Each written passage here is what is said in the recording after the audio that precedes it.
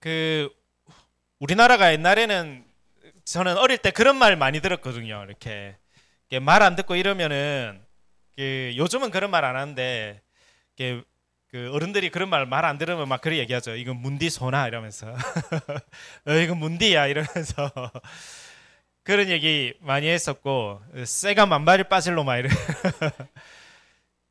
굉장히 우리나라 말이 굉장히 부정적인 말도 굉장히 많았죠. 이렇게 또 그 배경도 있습니다. 사실은 문둥병자가 많았었고 또 자살하는 사람들이 많았기 때문에 굉장히 저주의 말들이 많은데 근데 진짜 선진국일수록 말 자체가 되게 축복이더라고요. 이렇게 그렇죠. 이게 말 자체가 우리는 새들이 보면은 새들이 운다라고 하는데 미국이나 이런 데서 새들이 노래한다 이렇게 얘기하잖아요. 이게 축복을 받을 수밖에 없는 게 말 자체가 다른 거죠. 이렇게. 그래서 오늘 오늘도 말씀 속에서 우리가 중요한 언약을 붙잡아야 되겠는데 사실 지금 시대는 거의 감사가 없는 시대고 거의 집중을 못하는 시대죠. 그래서 그 증거로 이렇게 요즘은 이런 사람들이 많잖아요. 이렇게 집착하는 사람, 사람에게 또 사람들의 말에 또 감사가 없는 이유는 남들이 있는데 나는 없잖아요. 그렇죠? 남들이 없으면 집착이 되잖아요. 나는 왜 저런 집이 없지? 나는 왜 저런 차가 없을까? 나는 왜 이런 배경이 없지? 집착되잖아요. 그렇죠? 그리고 요즘 시대가 거의 집착이고 중독 시대지 않습니까? 그래서 젊은이들 같은 경우는 요즘 뭐 도파민 중독, 막을 수가 없죠. 근데 휴대폰만 틀면은 알아서 그렇죠 팡팡 터지도록 알고리즘을 타고 이게 건드리는 굉장히 사실상 집중할 수 없는 시대고 집중이 안 되다 보니까 참된 감사가 없는 시대입니다. 그래서 우리가 중요한 사실 감사만 회복되어져도 되거든요.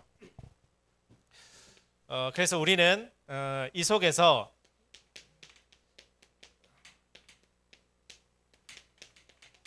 이번 주도 참된 집중과 감사가 회복되어지는 귀중한 시작이 될 줄 믿습니다. 하나님을 향해서 집중할 수 있으면 그 결과로 오는 것이 감사거든요. 근데 하나님을 향해서 집중하지 못하면 나 올 수밖에 없는 게 이런 부분들입니다. 그래서 대부분 나에게 없는 것에 집착을 하고 있고 진짜 승리하고 성공한 사람은 나에게 있는 것, 또 하나님이 주신 것, 그걸로 집중을 하거든요. 그래서 록펠러가 처음부터 부자가 아니었잖아요. 록펠러가 어마어마한 부자가 됐는데 가정이 엄청 가난했다 하더라고요. 그 이유는 이제 아버지가 맨날 집에 안 들어오고 막 집에 안 들어오는 거예요. 아버지 집에 안 들어오고. 근데 그 속에서 어머니가 대단한 거죠. 어머니가 거기에 딱 중심을 딱 잡고 록펠러에게 신앙을 가르치기 시작한 겁니다. 그래서 유명한 게 록펠러의 10계명 쭉 나와 있잖아요. 신앙을 가지고 이 아이를 키우고 양육하기 시작한 거죠. 지금은 사실 어마어마한 그 부를 가진 그 배경 가진 사람이 됐는데 주로 우리는 우리에게 없는 것 가지고 막 갈등하고 그렇죠 화나고 염려하고 불안하고 그거는 우리 게 아니거든요. 나에게 있는 것 하나님에게 주신 것이 나에게 주신 것이 있습니다. 그것에 집중하고 그것에 감사하고 오늘 하루를 주신 것만 해도 감사하잖아요. 그렇죠? 무슨 일이 일어날지 모르는데 오늘 하루를 주신 것도 감사하고 오늘도 우리가 하나님께 예배하고 찬양할 수 있는 것 자체가 감사하고 그렇죠?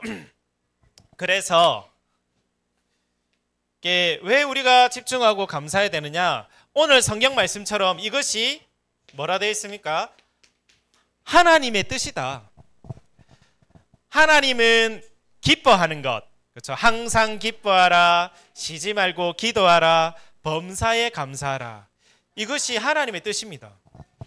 반대로 우리가 항상 슬퍼하고 하나님 찾지 않고 늘 내 기준과 세상 기준 속에 현실 속에 살아가면서 늘 불평하고 불만하고 그러면 어떻게 되겠습니까?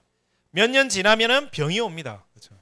스트레스 받고 시달리고 그렇죠? 그러면은 몇 년 지나지 않아서 우리에게는 병이 찾아온다니까요. 하나님의 뜻. 그리고 이것이 이 비밀이 없으면은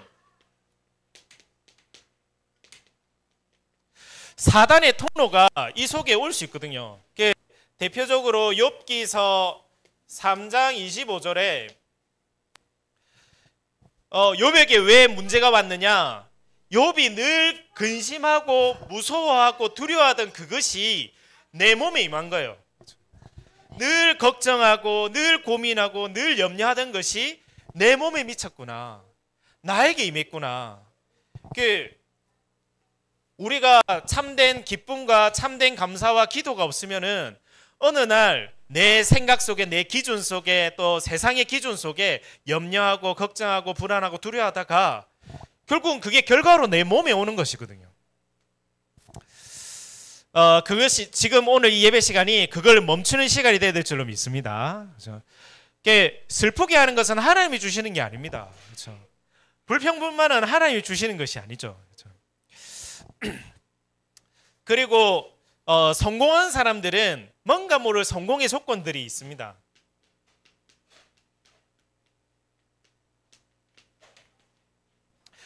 응답을 받는 사람들은 응답을 받을 수밖에 없는 뭔가의 조건들이 있는 것이죠. 그 조건 중에 조건이 바로 감사입니다. 성경 속의 인물 속에 하나님의 큰 축복을 받고 하나님의 큰 응답을 받은 사람들은 감사의 사람이더라고요. 그리고 기도의 사람이었고 찬양의 사람이었습니다. 늘 현실은 어려웠지만 참된 기쁨이 있는 사람이었습니다. 그래서 데살로니가 전서 5장의 그 말씀이 나에게 우리 현장의 성취가 되어지는 그런 시작이 될 줄로 믿습니다. 그래서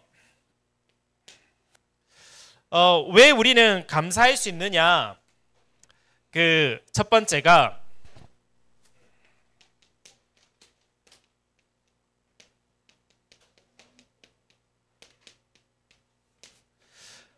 하나님께서 우리에게 운명을 바꾸는 답을 주셨습니다. 답을 가진 사람은 시험 칠 때 가도 힘들지 않거든요. 그렇죠? 시험 기간이 와도 이번에 수능이 끝났는데 수능 치는 사람들도 그렇죠? 답을 알고 있으면은 그 수능 시간이 힘든 게 아니고 기다려지거든요. 설레이거든요. 문제가 와도 갈등이 와도 답이 있는 사람은 설레이거든요. 빨리 답을 풀 걸 생각해서. 그래서 하나님께서는 우리 하나님 자녀들에게 중요한 답을 주셨는데 오늘 추수감사절이니까 우리의 세절기를 잘 기억해야 되겠습니다. 이스라엘 백성이 노예가 된 겁니다. 왜 노예가 됐습니까? 언약을 놓쳤거든요. 복음의 능력을 놓쳤습니다. 또 하나님이 그 애굽에 있게 한 데는 분명한 계획과 이유가 있는데 나는 왜 살아야 되지? 나는 이 땅에 왜 있지? 거기에 대한 걸 발견을 못한 거예요. 나는 왜 살아야 될까? 나는 왜 여기 있을까? 그 존재에 대한 이유와 목적과 가치 하나도 못 찾아낸 거예요. 언약을 놓치고 또 하나님의 능력을 놓쳐버린 거죠. 그러니까 노예가 될 수밖에 없는 거예요. 불신자들의 노예가 될 수밖에 없는 겁니다. 그래서 우리 후대들은 분명히 하나님 부르신 이유와 목적과 계획이 있는 줄로 믿습니다. 이 땅에 살아야 될 이유와 목적과 계획이 발견 안 되면 평생을 불신자의 종로로 갈 수밖에 없거든요. 뭐 왜 살아야 되지? 아유 그냥 먹고 살기 위해서 태어났는갑다. 그럼 평생 먹고 사는 것에 막 치여가지고 그렇죠? 불신자 눈치 보면서 심부름하면서 살거든요. 근데 진짜 믿음의 사람들은 이거를 알은 거예요. 내가 여기 왜 있는지, 나는 왜 존재하는지, 내가 왜 여기 있는지 그 이유와 존재의 목적 분명히 찾아낸 겁니다. 언약을 붙잡아낸 거죠.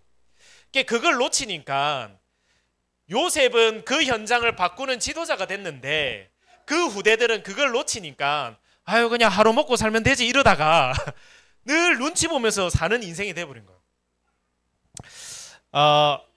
우리 후대들을 특별히 하나님이 부르신 계획을 찾는 시작이 돼야 될 줄로 믿습니다. 하나님이 진짜 소중하게 우리 친구들을 불렀다니까요. 그래서 이걸 놓치니까 애굽에서 430년 동안 종살이를 하는 거죠. 어느 정도 비참하게 됐냐면 이런 사건이 일어난 겁니다. 애굽 바로왕이 보니까 저 이스라엘 민족이 애들을 많이 낳네. 이스라엘 민족이 많아지면은 우리 애굽 사람이 안 좋은데 이스라엘 민족 아이들을 죽여버리자. 자녀들을 죽이는데 부모들이 아무 말도 못하는 거예요. 아무것도 막을 수 없는 거예요. 완전 재앙이죠. 이렇게까지 가버리게 된 거예요. 언약 놓친 거 하나 때문에, 하나님의 능력 놓친 거 그것 때문에 완전히 비참한 재앙이 오게 된 거죠.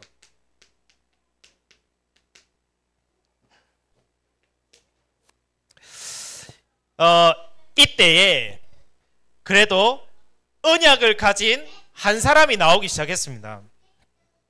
그게 누구였느냐? 요게벳. 그렇죠. 요게벳이라는 그 가정이 나온 겁니다. 우리는 다시 언약 회복해야 돼. 우리는 종노릇 할 사람이 아니야. 우리 가정과 우리 가문과 후대는 불신자 눈치 보고 종살이 해야 될 사람들이 아니야. 여기서 이제는 나와야 돼. 우리는 내 자녀에게 언약을 전달해야 돼.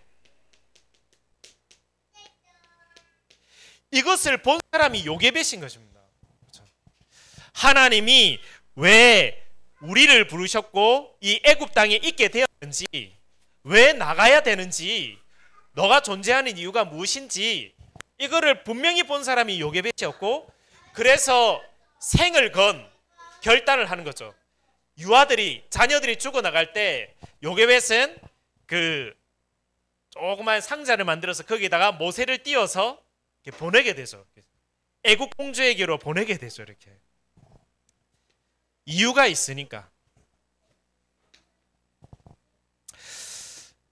그 속에서, 그 배경 속에서 나온 인물이 모세예요. 그렇죠? 모세가 나오게 됩니다. 모세도 헤매다가 내 힘으로 해보려고, 내가 가진 뭔가 배경과 지식으로 해보려고 하다가 한계를 만나게 되죠. 그렇죠?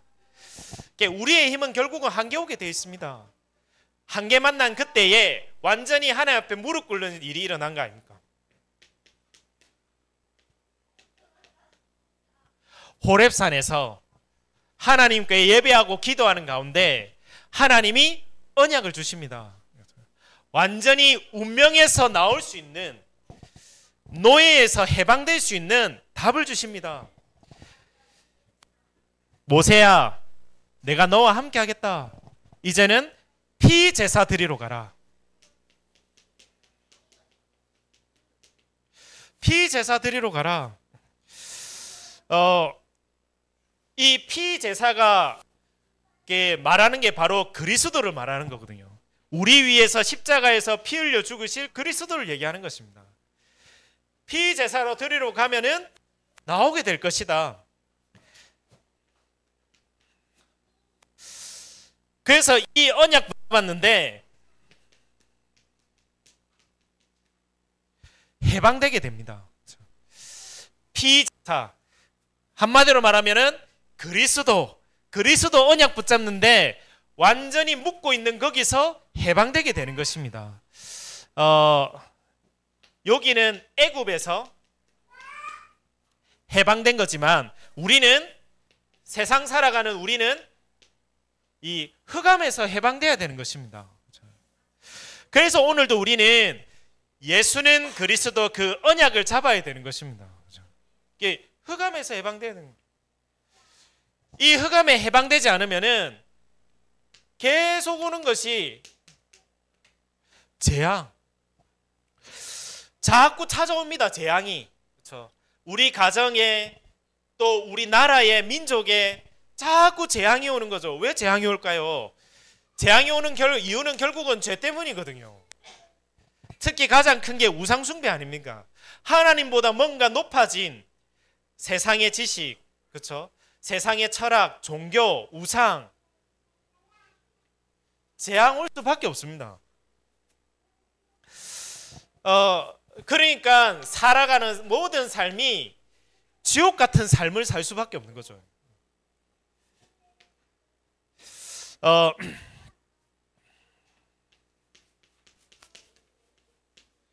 이 운명에서 벗어날 수 없는 겁니다.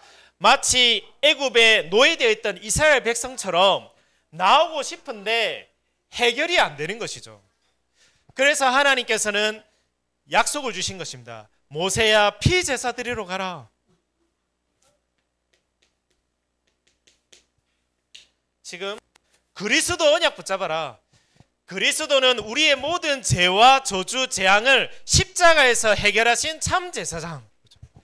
그리스도는 모든 지옥에서 이제는 하나님 만나는 길을 여시고 천국 가는 길을 여시고 그 천국이 배경되게 하시는 참 선지자. 그리스도는 이제는 우리를 자꾸 어두운 가운데 운명 속에 갇히게 만드는 이 흑암과 사단의 권세를 멸하신, 마귀를 멸하신 참 왕. 그렇죠. 오늘도 우리가 이 언약을 회복하고 언약 붙잡아야 되는 거예요. 운명을 바꾸는 답. 그렇죠. 이 답을 가지고 이 답이 정말 발견되어지면은 참으로 감사할 수밖에 없습니다. 이게 바로 유월절 사건이거든요. 이거를 우리 삶 속에서 누려야 되는 겁니다. 예수 믿는다고 갑자기 뭐 복권이 당첨되려 그러지 않잖아요. 그렇죠? 아, 이제 내가 예수님 영접했으니까 저 로또에 가가지고 이제 10,000원치 뽑아가지고 해봐. 로또 되는 게 아니잖아요. 그렇죠? 근데 당장에 바뀌는 것이 있습니다. 그게 뭐냐? 우리의 운명이 바뀌는 것입니다. 마귀의 자녀가 아니라 하나님의 자녀로. 그리고 두 번째로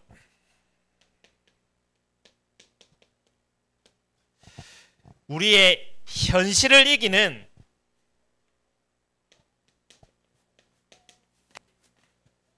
배경, 현실을 이길 수 있는 배경을 약속하신 것입니다. 이제 이스라엘 백성이 이 흑암에서 이제 애굽에서 나왔는데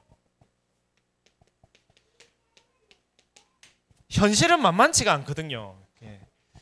하나님 자녀 되면은 쉬울 줄 알았는데, 그렇죠? 당장 학교 가면 어렵잖아요. 그렇죠? 산수 수학이 어렵고, 그렇죠? 과학도 어렵고 쉽지 않잖아요. 현실이 녹록지가 않잖아요. 하나님 자녀 되면은 좀 뭔가 술술 잘 풀릴 것 같은데 쉽지가 않거든요. 이게 광야 같은 인생 속에 이스라엘 백성들이 광야 간다 했었을 때 다른 사람이 다 죽는다고 봤거든요. 심지어는 이스라엘 백성 속에서도 우리 죽겠다라고 생각하는 사람 많았습니다.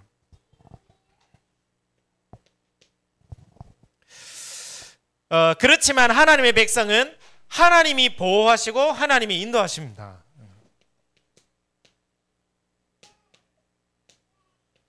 그래서 성경에 보면 밤에는 불기둥으로, 왜냐니까 광야 사막은 추우니까 밤에는 불기둥으로, 낮에는 너무 더우니까 구름 기둥으로 이 민족들을 보호하신 겁니다. 가는 길에 홍해를 가르시고 만나와 메추라기를 주시죠.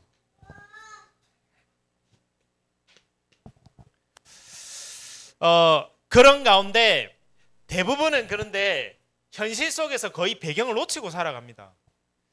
그 속에서 놓치지 않은 두 인물이 나옵니다.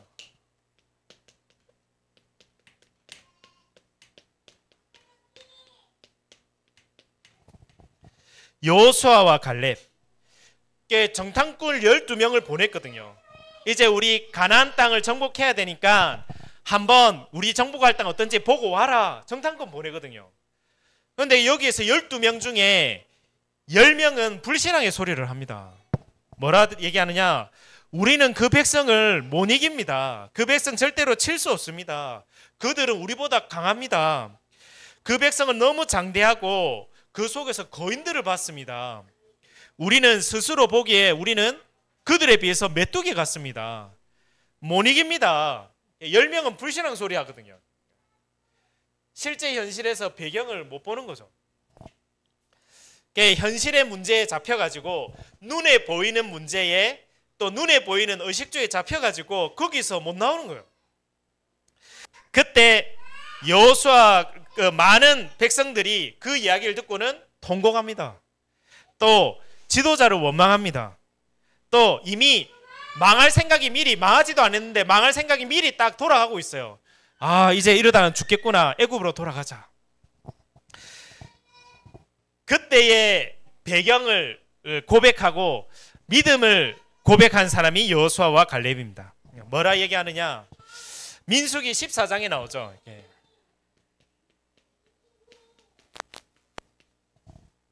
민수기 14장에 얘기합니다. 우리가 정탐한 땅은 심히 아름다운 땅입니다.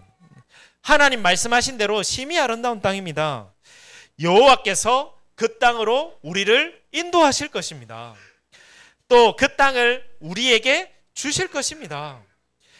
그 땅 백성을 두려워하지 마십시오. 그들은 우리의 먹입니다. 그들의 보호자는 떠났고 여호와는 우리와 함께 하십니다. 그래서 두려워하지 마십시오. 현실 속에서 제대로 배경을 본 사람이 여호수아 갈렙이거든요.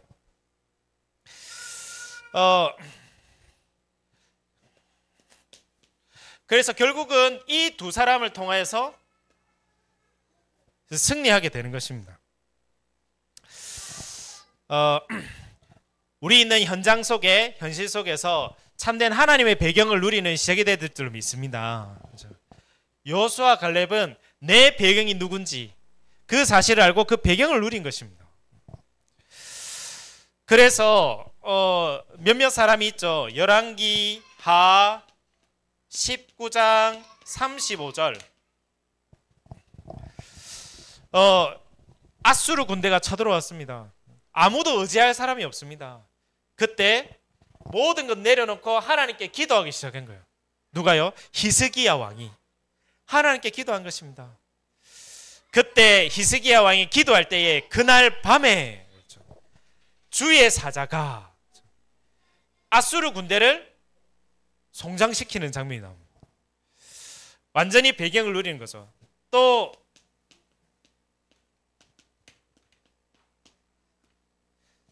초대교회에 모인 사람들은 대단한 사람이 모인 게 아닙니다. 어부가 모이고 여자들이 모이고 대단한 힘 있는 사람 모인 현장이 아닙니다. 배경이 없는데 그 사람들이 모여서 하나님의 언약 붙잡고 기도한 것이죠. 그때 이 사람들이 로마 복음화의 응답을 누리는 시작이 된 것입니다.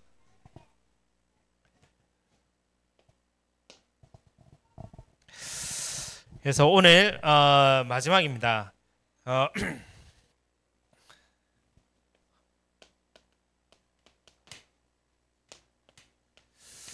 하나님의 계획은 반드시 이루어집니다. 우리의 모든 사건, 일 속에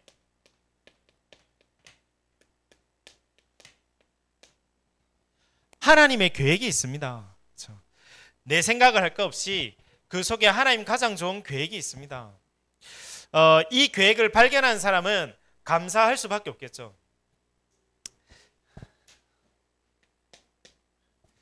결국은 많은 문제, 어려움이 있었지만은 결국은 가나안 땅 정복했습니다. 하나님 말씀이 성취되어진 거죠.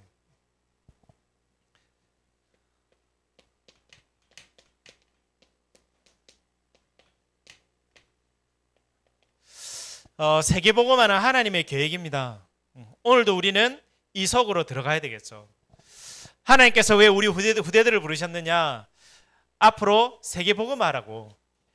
왜냐? 앞으로 세계는 점점 어두워질 거니까 정신 문제, 그렇죠? 마약 문제, 점점 이런 문제 점점 심해지니까 그 현장에 복음을 증거해 줘야 되거든요. 앞으로 많은 사람들이 나를 위해서 열심히 살아가는데 나라는 감옥에 걸려가지고 전부 정신문제 돌아가는 문제가 오거든요. 거기에 진정한 영이 살 수 있는 하나님을 알게 해줘야 되는 것입니다. 하나님을 만나야 되는 것이거든요.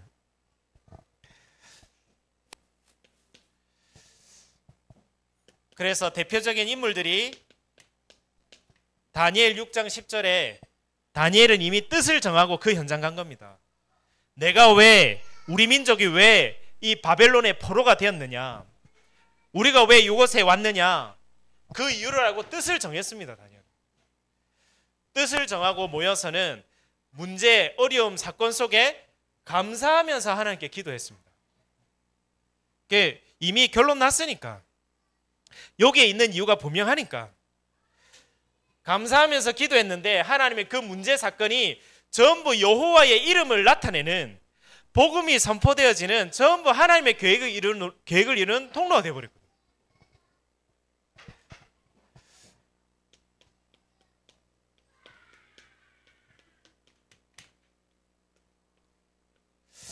가장 많이 감사하고 가장 많이 기도하고 찬양했던 사람이 다윗과 바울입니다. 다윗은 젊은 시절 때 사울왕이 계속 죽이려고 쫓아다녔거든요. 바울은 복음 전한다는 이유 때문에 매일 핍박당했거든요. 근데 그 속에서 가장 감사하고 기도하고 찬양했던 사람들이 이 인물. 이 사람들은 알았거든요. 하나님의 계획이 뭔지 이미 발견한 겁니다. 이 답을 가지고 하나님께 감사하고 기도하고 찬양했습니다. 하나님이 나를 통하여서 성전 회복시키길 원하신다. 그래서 하나님 나를 왕을 세우기 원하신다. 지금의 나에게 있는 그 문제, 사건, 일, 그건 문제 아니다. 하나님의 뜻이 이거. 바울도 분명했습니다. 하나님이 이 로마에 복음 증거되는 것, 이방인에게 복음 증거하는 것, 또 이스라엘 자손들에게 복음 전하는 것, 그게 하나님이 나를 향한 하나님의 계획이다. 많은 문제 사건이 있었지만 그 문제 사건이 문제로 안 보였습니다. 사건으로 안 보였습니다. 하나님의 계획을 이루는 여정, 하나님의 뜻을 이루는 과정. 오늘 중요한 하나님의 언약, 하나님의 계획 발견되어지는 시작이 될 줄로 믿습니다. 그게 발견되어지면은 우리에게 와 있는 어려움들은 하나님의 계획을 이루는 여정이요 과정이 될 줄로 믿습니다. 그래서 그 속에서 다윗은 시편을 적었죠. 얼마나 누렸든지 작품을 만들었습니다. 이걸로 끝난 게 아니라 이 작품을 만들었죠. 감옥 속에서 서신서를 만듭니다. 14권의 바울 서신, 그 작품을 만들어내죠. 다윗은 목동 생활 속에서 또 쫓기는 생활 속에서 하나님께 찬양하고 고백한 걸 그 시로 적습니다. 작품. 사실 대단한 작품은 위기 속에, 고난 속에, 문제 속에서 만들어지거든요. 그렇죠? 가장 어려운 현실 속에서 시대적인 작품들이 나오거든요. 하나님의 계획. 그래서 오늘 결론입니다. 진짜 우리에게 답이 있으면은 어떤 문제 속에서 우리는 기뻐할 수 있습니다. 그렇죠? 답이 있으면은 시험 와도 기뻐할 수 있거든요. 하나님은 우리의 운명을 바꿀 수 있는 답을 주신 것입니다. 그리고 하나님께서는 우리 현실 속에 승리하고 살아가도록 배경을 약속하신 것입니다. 그래서 바울은 고백했죠. 나에게 하늘 시민권이 있다. 천국 시민권이 있다. 이 고백을 하죠. 그리고 하나님의 계획이 뭔지를 알면 우리는 감사할 수 있습니다. 그래서 우리에게 주신 이 축복들을 이번 한 주간 동안에도 누리는 귀중한 시작이 될 줄로 믿습니다. 그래서 단어로 한마디로 얘기하면 구원. 하나님이 우리에게 구원 주신 거죠. 우리는 망할 사람이 아니라는 겁니다. 구원받은 하나님의 자녀. 그 하나님 자녀가 하나님의 능력을 누릴 자격이 있습니다. 하나님의 능력을 누리는 것입니다. 뭐로요? 기도로요. 아무도 없는 것 같지만 우리에게는 배경이 있습니다. 하나님이 우리의 배경 되십니다. 그래서 반드시 하나님의 가장 좋은 계획들을 이루어 가실 줄로 믿습니다. 승리하는 한 주간 될 줄 믿습니다.